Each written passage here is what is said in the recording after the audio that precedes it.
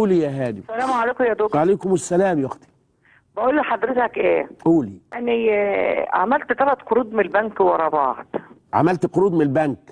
كنت بجوز بنتي. ما انت شملوله اهو. وبعدها جوزي تعب، قالوا هيعمل عمليه، رحت جايبه برضه قرض. ايه وجبتيه بضمان ايه يا هانم؟ ما هو انا مدرسه. يا اختي عليها القطه، يا اختي عليها صلى الله على محمد. فعشان انت مدرسه تجيبي قروض يا بت؟ ما هو المرتب ضعيف. طب ما هيحبسوك يا هانم.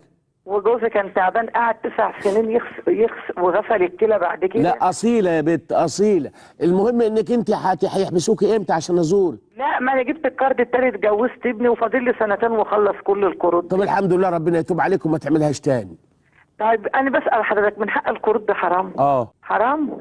الا للراجل اللي هيعمل عمليه بدم، لا له اخ ولا عنده حد عنده دم في عيلته، فانت وقفت جنبه مضطره، ده الحاجه الوحيده. لكن جواز ان شاء الله ما عنه. شوفي بقى، ان شاء الله ما عنه اتجوز. اقعدي قولي كده على طول انت والمسلمين عشان نعدلها.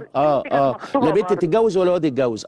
ولا يجوز ابدا جنيه واحد من مال الزكاه لحد بيتجوز. قرض للجواز لا، زكاه في الجواز لا، الجواز لابد منه لا. استراتيجي لا للبت ولا للولد.